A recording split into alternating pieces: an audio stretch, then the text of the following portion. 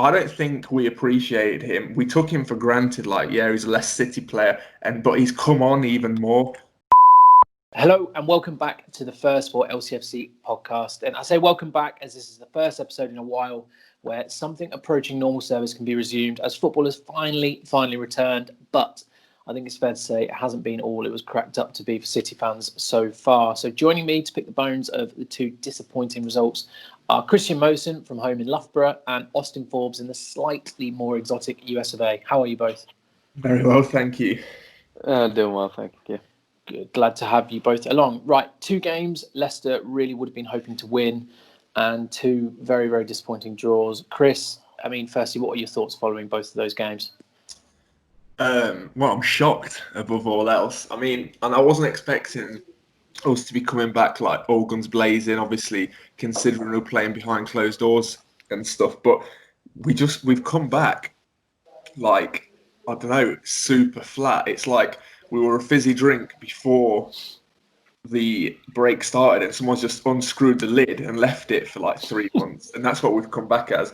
Because watching us, if you were a neutral watching us, you'd be like, is this team, are they meant to be staying up this season, not literally battling for the top 4? So it's alarming and, concerning above all else for me. Yeah, I mean, so Austin, what concerns you the most about it? Was it the general lack of performance, or do you think that people are going to finally start asking some questions about Rodgers? I think it's a bit of both right now. I mean, pretty much everyone's asking a bit of Rodgers right now because we're not performing. We don't have the same bite that we used to have. It's really just moving the ball along. I don't remember the stats from yesterday, but I believe we had around 65% possession. But I mean, I didn't watch a lot of the game because I was working, but it just seemed that we aren't really going anywhere in attack. We're just moving the ball along, not really doing much. So it's just got to be something that Rodgers has to change, and it's got to change quickly, or all the work that we did earlier this season is going to go by. Yeah, I think that's a valid point. It's I think I was speaking to Austin during the Watford match actually, and we were saying that it just seems there's too many players who are happy to move the ball on, which typically is a sign of like a lack of confidence. And you always associate confident players in wanting the ball, sort of demanding it. Like when Tielemans came on yesterday, he was the only player for me, maybe Maddison against Watford, but the only player who actually looked like he was hungry for the ball and wanted to actually make an incisive pass or play the ball over the top or play some sort of varied football. So for me, there was just too many passengers. And like you say, the team that got us to where we are now, where are they? I mean, yeah, you say having too many players that are willing just to sort of pass it on and move the ball sideways. So do you think that it was a bit of a weird decision to play 2 holding midfielders? Well, yeah, because I think they mentioned on the commentary on Sky Sports yesterday that's actually the first time Ndidi and Mendy have started together since one of Puel's last games in charge. So it just goes to show, like, in terms of all the combinations, we always speak about our central midfield basically being congested. That's surely the least popular combo. Like, why are we doing that at home to Brighton? It didn't make any sense to me. I mean, I'm sure Rodgers had some form of plan, but if it takes him 70 minutes with 5 substitutions to actually change the shape, that's where you can put a bit of blame on his doorstep. That's right. I mean, not only did he get the selection wrong from the get-go, like I said, with the 2 midfielders, and Maddison out on the left is something which I just wish we'd stop doing. It never works. And everything felt a bit Puel-esque, didn't it? But one of the decisions which I sort of agreed with at the start was having Demarai Gray starting, as I thought he was excellent against Watford. But Austin, I mean, one of the questions that we had sent in from Richard Enriquez was Demarai Gray, is he more effective coming on as a sub? He doesn't seem to be that good when he starts. I mean, what would you make of that, Austin? Do you think that he is an impact sub? He's definitely an impact sub when he wants to be. Sometimes he'll come on and do nothing, but I mean, the time that he is effective is when he comes on a sub. And I tweeted out that I think that was his last really shot at the club, and his one last shot to stay. I think since he didn't really perform well, I don't see him coming back next year? Well, it's a good question that Richard asked, because, again, another little statistic I can throw in at this point is that since his debut for Leicester 4 years ago, Gray has turned out to be the most used Premier League substitution in that time. So 4 years of being a substitute and you still can't even establish yourself as an impact sub, then your time's over. But because we've got such a thin squad depth, can we even afford to let him go right now? Because I'm not questioning. I don't think he is the standard we need, especially not on a European sort of campaign. But there's no use selling players and getting players off the wage budget if you're not going to get an adequate replacement in, or ultimately 2 replacements in that position. And also, does that say a lot about the general lack of depth that we have anyway at the moment? I mean, one of the rules that they've obviously brought in for these last few games is the 5 sub rule. Chris, do you think that in a way, because of the lack of depth, that sort of even hinders Leicester compared to our sort of top 4 and top 6 competition? It's a very valid point. I was asking myself this, watching the 2 matches. Are we actually falling into the category of teams that are actually suffering because of 5 substitutes, because we're getting shown up for our lack of squad depth? You look at someone like Man City, their second 11 would finish in the top 7 hands down. Like, I think there's probably a handful of teams, even if that though, because maybe teams like Chelsea, they're on the periphery, but a lot of teams will get outplayed by someone like Man City who can put 5 quality players on. It's, not a lot of teams. You see some benches like Burnley, they're literally inviting players from like the under-23s who have never had a senior cap because they just need to fill out their bench. So it's a bizarre rule. I can see why they've done it, but the thing that really troubles me is these quarter breaks. I've got a strange feeling that this is the Premier League inviting extra advertising space basically into our game, and it's not something I welcome at all. No, I mean, firstly, just on your point about the benches, obviously Man City did play Burnley at the weekend, and they had the likes of Walker, Sterling, Jesus, De Bruyne, Sane on the bench, whereas Burnley had Peters, Long, and then, like you said, 4 or 5 players who it might well be the first time I'm seeing their names. So it does show the gulf. But even so, Leicester's bench yesterday, we had the likes of Barnes and Tielemans coming off. But Austin, I know you said you didn't see the game as much, so Chris, I'll probably ask you this one. But did you think that when we did bring Tielemans and Barnes on and go back to that shape that we usually play, that it was an improved performance, and was it enough to give you any confidence? It's a difficult one to answer that, Jamie, because did we start playing better because the time was running out, regardless of the personnel on the pitch, or did we play better because the personnel on the pitch was the better team? Like, ultimately, our starting 11 ended the game. For me, I think, fundamentally, it was a change of shape. So that comes along with the personnel. So I think had we started with our strongest 11, which could be down to fitness, could be down to keeping one eye on the cup on Sunday, I think we would have caused Brighton a lot more problems in the first half, which was basically all Brighton. But it's just bizarre, isn't it? Because you anticipate after 3 months out that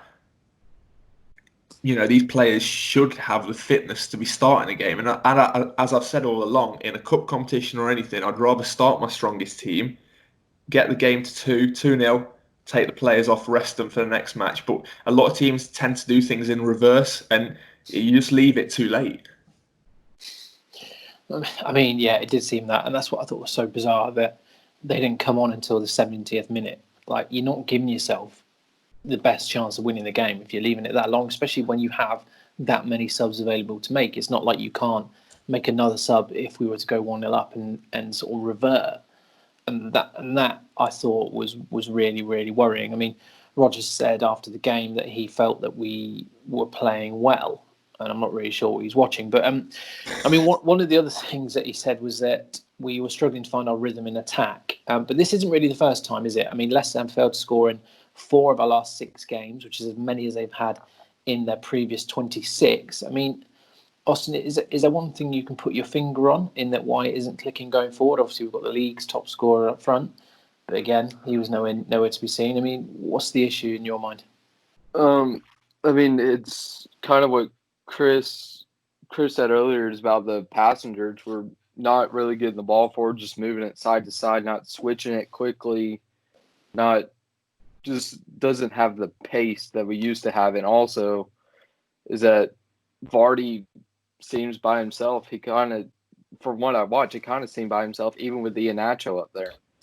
I don't think Vardy's had a clear-cut chance. I don't think we've had a clear-cut chance in these last two games. And it's really worrying because, like you said, we have the league's top scorer, but it seems like we can't get a goal. We can barely get the ball to him. Yeah, I think there was an alarming stat they said on Sky yesterday that from the end of the Watford game into the Brighton game, Vardy had one touch in 60 minutes. Which is quite ridiculous because there was times I remember in that Watford game where he was holding play up what seemed for like 10 seconds. Well, it probably wasn't. It was probably about 5 seconds, but probably about 50 yards worth of space to wait for someone. I think it was Gray who ended up coming into the box, but it just seemed like an eternity. So I'm not sure why there's this massive sort of gap there. But, fundamentally, like, it's a lack of chances created, but maybe are we really missing Ricardo? Is he really? Is this going to be? Because he's out till, they say, October, so that's next season. Mm-hmm. Are we really highlighting who our key man is?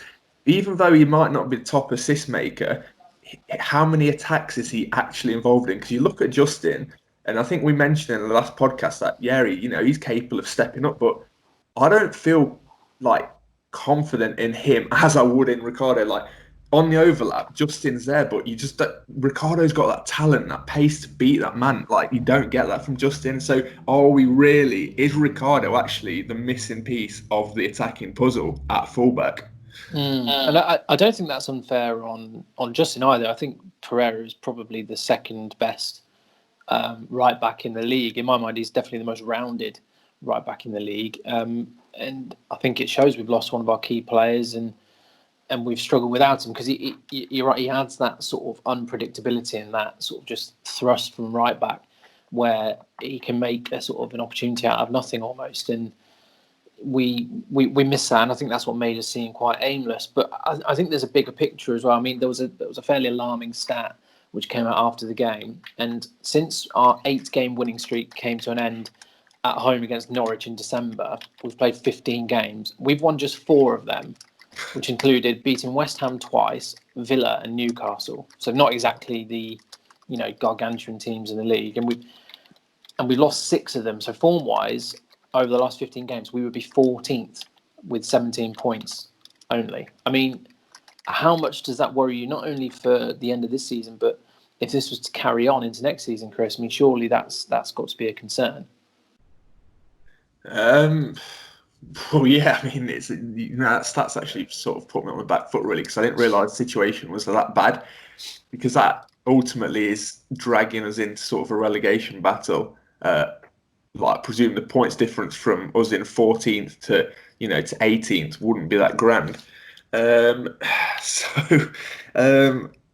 It's, we can speak about, the issues, but do we actually have any resolutions? Or, we look ahead to, to Chelsea and the Cup and then Everton.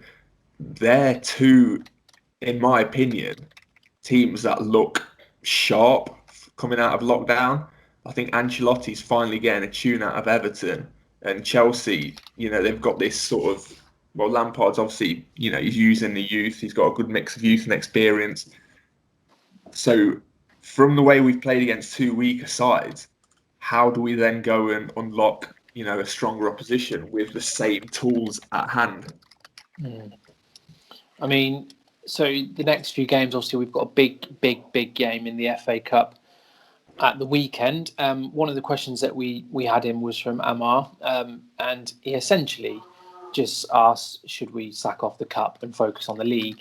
Goes on to say, as much as everyone would love to get to the final, try and win something, we don't have the squad to compete in the cup and get Champions League football. Austin, what do you reckon to that?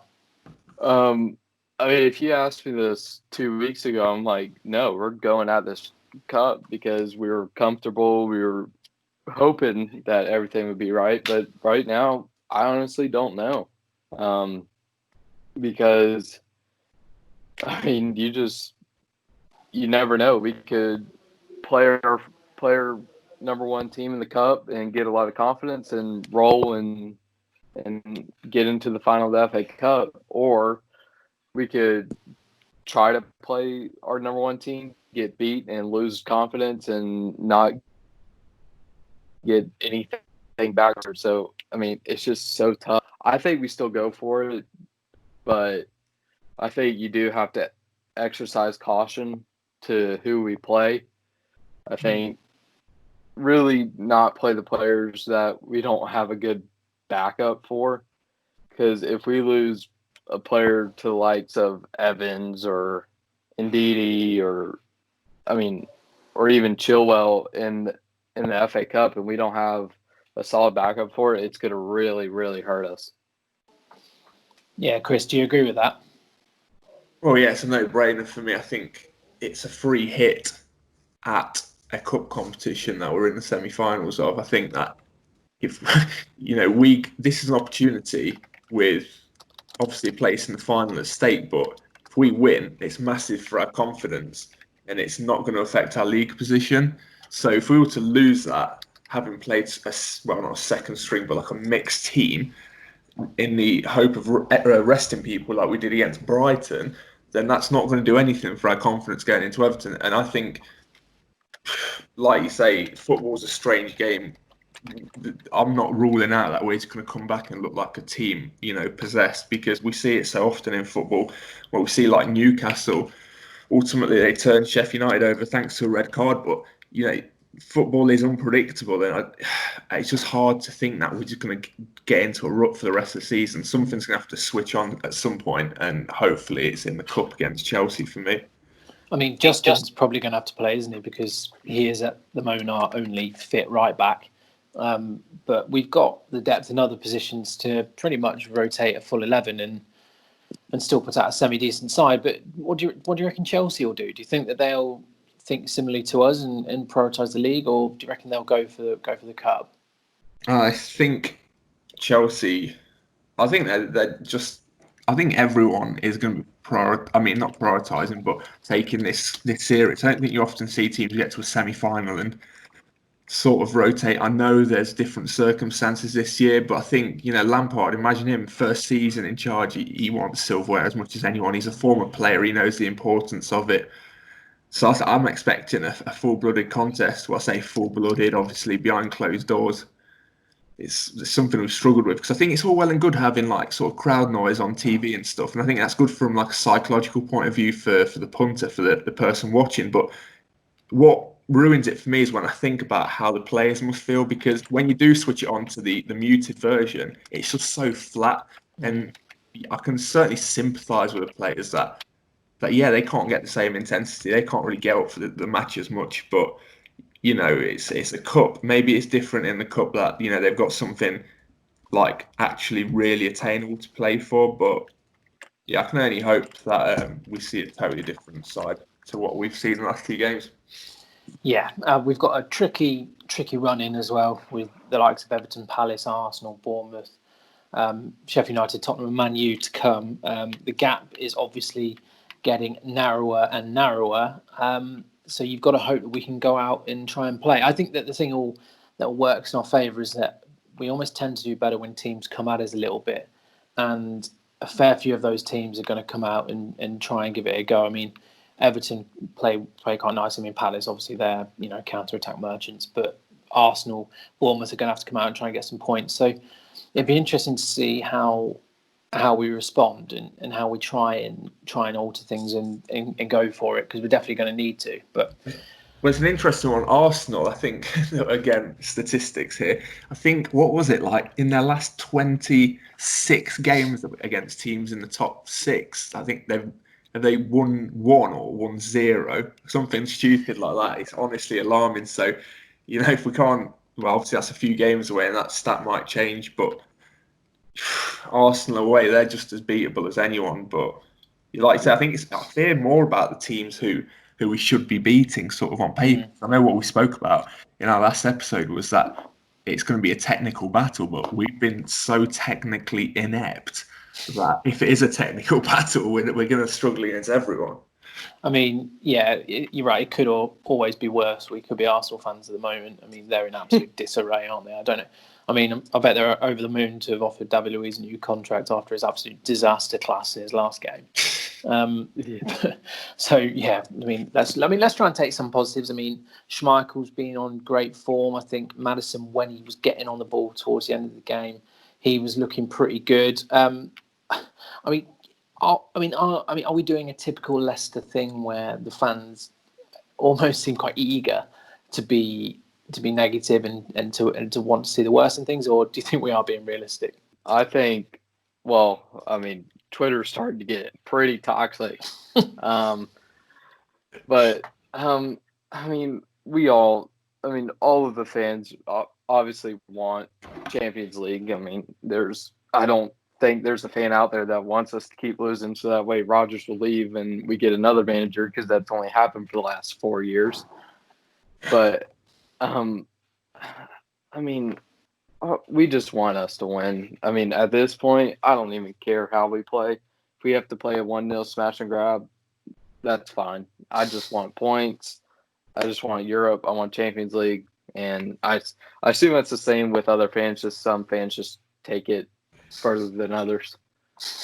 I mean, yeah, you're right about Twitter. I mean, when you start to see photos of Claude Puel doing the rounds, things aren't going particularly well.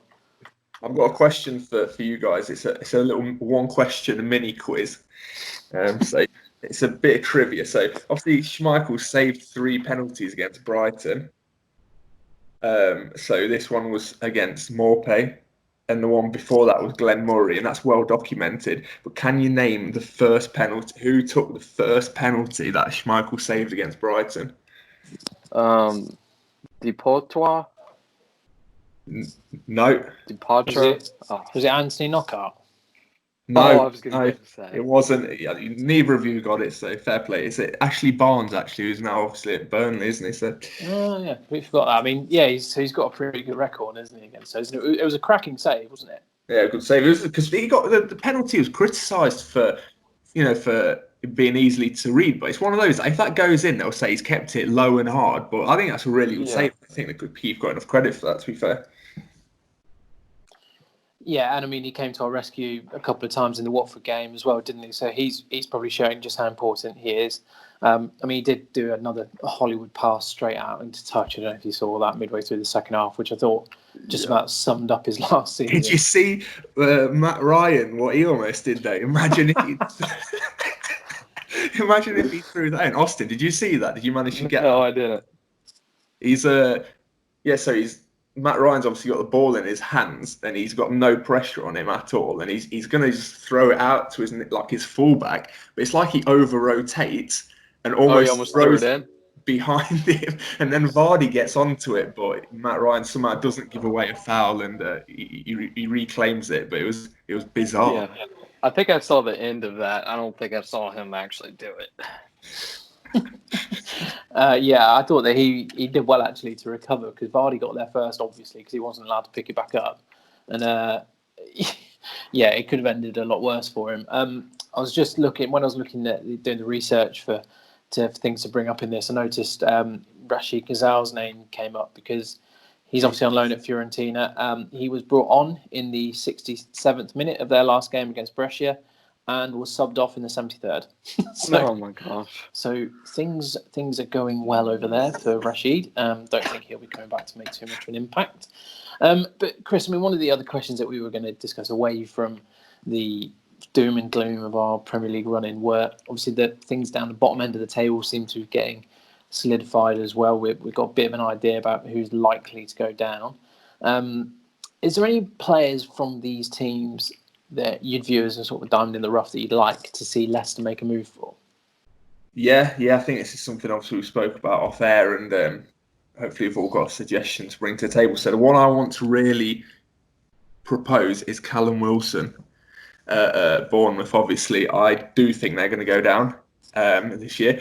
I think he peaked in terms of market value. What was it? Maybe last summer. I think Bournemouth, especially if you go down, you ain't going to demand 50, 60, 70 million. Not a chance.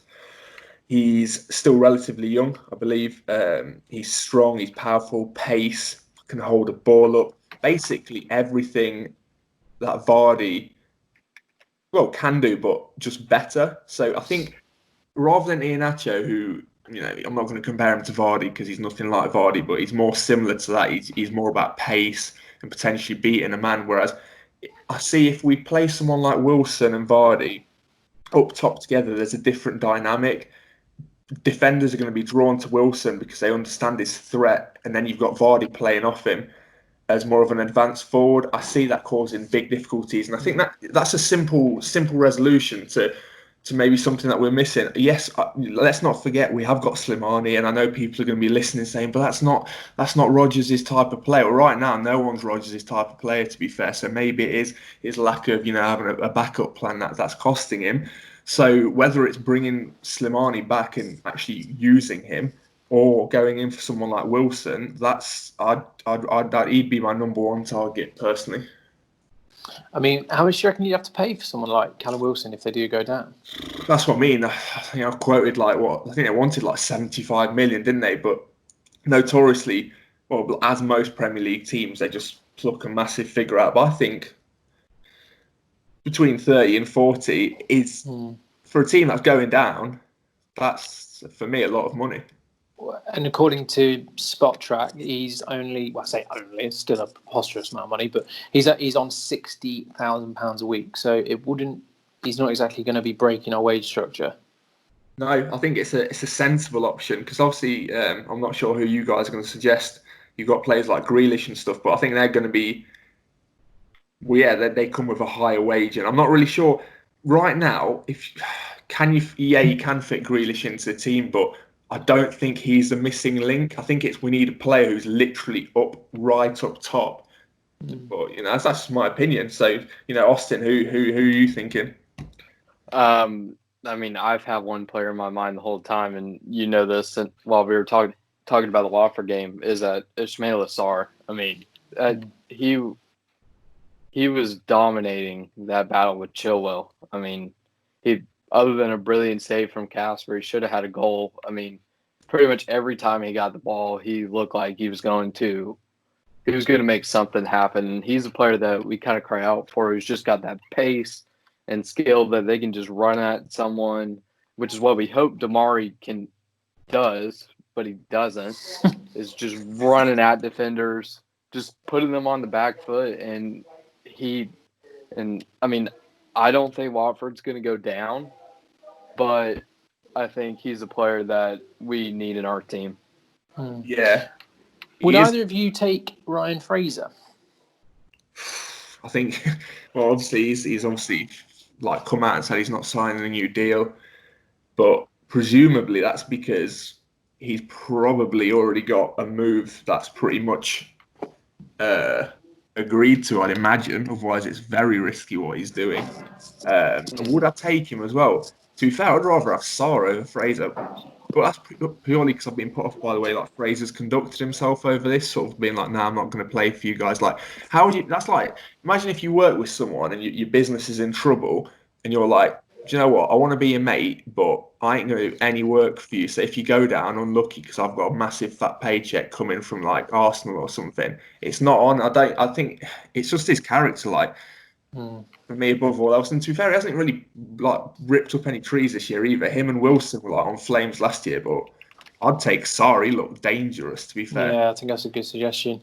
My picks were David Brooks from Bournemouth as well. I know he's missed a lot of the season through injury, but whenever he plays, he's very positive. He looks like he's got that spark and operates almost a bit like Maddison, just in between those two lines. And I think when we're playing in these games where we actually need a bit more of a technical ability other than Maddison to pack defences apart, he'd be the man, or Buendia from Norwich as well. I think that both of those two players are quality, and I mean they're far too good for the teams they're at now. And I think that they are the sort of level of player we'll aim at as well. I think you're right about Grealish. He's destined for one of the, traditionally big clubs. But I'm happy to get one of these guys who are on the up and who've got a lot of scope to improve personally, very much like we did with Maddison. So I think another player I was just thought of, you've mentioned Norwich. I think if you did want to go for a budget end striker, I think we can get for less than 10 mil, I'd say, or 15. I wouldn't rule out Pookie either. I think he's useful. He's very useful. I think Norwich are pretty much doomsday. It's pretty much a case of take your pick from whichever player you think you could attain from them. And I think a couple of them will be Premier League players. But obviously Pookie's a bit older, but he's banging the goals in for Finland as well. They're obviously not a massive country or anything, so he's useful. But just on a side note, whilst we're talking about wingers, you guys were, how good is Riyad Mahrez? Like, he's unreal. I don't think we appreciated him. We took him for granted. Like, yeah, he's a Leicester City player, but he's come on even more under.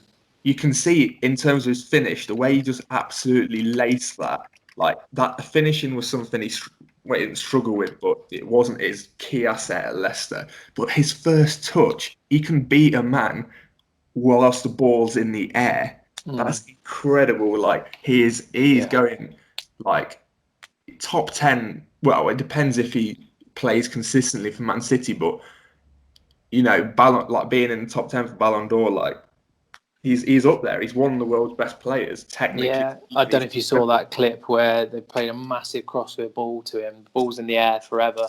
Left back is herring over to put him under pressure. And you're right, Chris, he beats the man without even having the ball because he shapes his body and his first touch actually just lifts it ever so slightly over the foot and he means every bit of it. And I think a lot of Leicester fans were watching that a bit misty-eyed, missing him, remembering what could have been. But just think, like, how lucky were we to have him and Vardy? Like, they obviously not. You can't say they single-handedly, but like in terms of assists, goals, chances created, it was literally mainly all about them two. I mean, you've got Kante breaking up the play, etc., and everyone did chip in, but like. That two incredible players in the peak of their careers back then. That's fantastic. I get a question for y'all, and I wonder what y'all think. So let's say City actually gets out of Europe, and Riyad Mahrez wants to leave. Do we go after him? I think based on just what I've said is that I think he could literally any club in the world he would fit into. He's standard of player. He can go Madrid.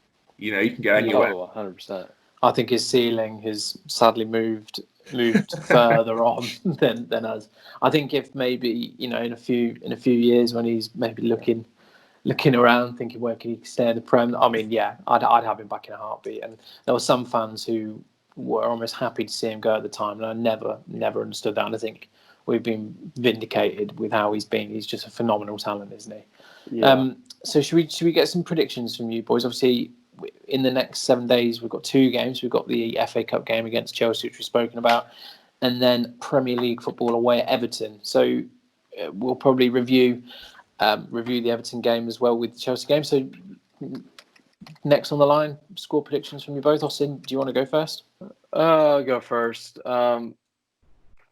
Before 2 weeks ago, I'd say this would be 2 easy wins. I mean, I think we're still going to win, but I don't think it's going to be as easy as I originally thought. I think Chelsea will play kind of our normal FA Cup team where it's like half of the first team, half of the reserves. I really don't know what Chelsea's going to do, but they have a decent bit of squad depth. I think we'll win that one. I think we'll end the game 1-1, and I think we'll win in penalties. Wow. That's an extremely specific prediction, and I like it. Chris? Yeah, again, I was speaking with Austin about this. Chelsea are playing Man City tomorrow, right? That's surely Lampard has to if he's going to prioritise anything, he needs to prioritise finishing in the top 4, right? So unless Sheffield United get a result at Old Trafford today, which when a lot of people are listening to this, they'll already know. I think the pressure's on Chelsea, and that's not gonna be an easy game chasing Man City round, whether it's at Stamford Bridge, that makes no odds at all, especially not now. So I think that's a bit of glimmer of hope. Couple of days extra rest. How I see it going, all these games are typically low scoring, aren't they? So I'm going to go for a real gritty 1-0 Leicester City win. I mean, watch it be a real high scoring one, but no, I think actually we will come out of the traps quite fast, and we will score in the first half. Like, let's give it to Jamie Vardy. I know it's not going to go towards his 100 goals, obviously, but I think he will find the back of the net. I do expect pretty much a full strength team in our usual system. So you got Barnes back in, but no, let's go Vardy assisted by Justin, 1-0. I mean, yeah, I'd take that in a heartbeat, and let's hope you're right. I don't know. I mean, we're not supposed to agree with predictions, are we? But I think that I'll go with yours as well, Christian. I think I don't know whether I'm saying that out of hope or expectation, but let's just go with a 1-0 Leicester win. It'll be scrappy. We'll spend a lot of time in Camp's our own half, but we're gonna bag it on the counter. But it's gonna be Harvey Barnes that scores, obviously.